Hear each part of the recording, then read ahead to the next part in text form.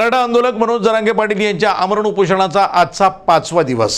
उपोषणाच्या 4थ्या दिवशी मनोज जरांगे पाटील यांची प्रकृती खालावली होती। त्यांनी रात्री सलाईन लावली, मात्र मनोज जरांगे यांची तब्येत खालावल्याने मराठा समाज आता आक्रमक झालाय।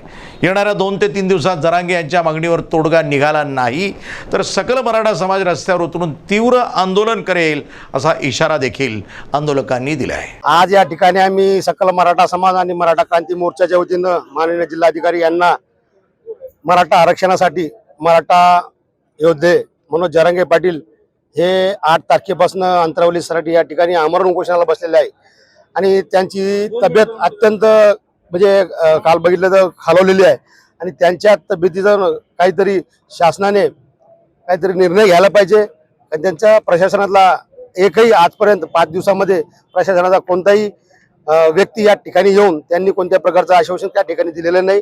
म्हणून आज आम्ही क्रांती मोर्चाच्या वतीने या ठिकाणी जिल्हाधिकारी मार्फत राज्य शासनाला निवेदन दिलं।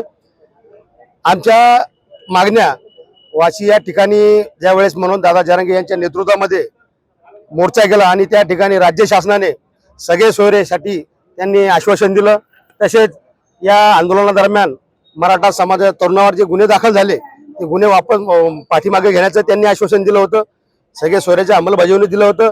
मराठा कुणबी आणि कुणबी मराठा हा एकच आहे हेही त्यांनी आम्हाला आश्वासन दिलं होतं, परंतु अद्यापही या राज्य शासनाने या मराठा समाजाच्या कोणत्याही मागणीचं अंमलबजावणी त्या ठिकाणी केलेली नाही। म्हणून आज आम्ही या ठिकाणी या राज्य शासनाचा सकल मराठा समाज आणि मराठा क्रांती मोर्चाच्या वतीने जाहीर निषेध करतो। आणि त्याच अनुषंगाने जे आज मनोजदादा जरांगे पाटील या ठिकाणी बसलेले 5 दिवसापासून आपण बघतोय अन्नाचा एक कण त्यांच्या पोटात नाही आणि त्यांची तब्येत अत्यंत म्हणजे न बघण्यासारखी झालेली आहे। म्हणून आज राज्य शासनाला आम्ही 2 दिवसाचा अल्टिमेटम माननीय जिल्हाधिकारी यांच्या माध्यमातून दिलेला आहे।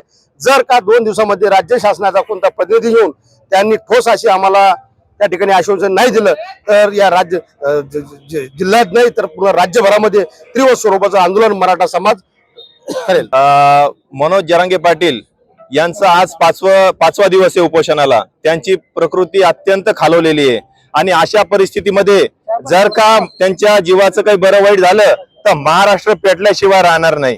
आणि या अगोदरही शासनाने शिंदे सरकारने आम्हाला वेळोवेळी येऊन सांगितलं की बाबा आम्ही तुम्हाला कुणबीमध्ये तुमचा समावेश करू, ती सुद्धा आमची कुठलीही मागणी मान्य केली नाही। त्यानंतर आम्ही तुमच्यावरती झालेले जे काही गुन्हे आहेत ते गुन्हे सुद्धा आम्ही परत घेऊ, हे वेळोवेळी हे सरकार आमच्याशी खोटं बोलत आहे। आणि येत्या 2 दिवसाचा वेळ आम्ही दिलेला आहे। फक्त या 2 दिवसामध्ये जर का आमचा मनोज दादांचं आंदोलन जे उपोषण आहे ते जर का पूर्णपणे यशस्वी झालं नाही किंवा आमची मागणी पूर्ण केली नाही तर या 2 दिवसामध्ये पूर्ण महाराष्ट्र पेटल्याशिवाय राहणार नाही।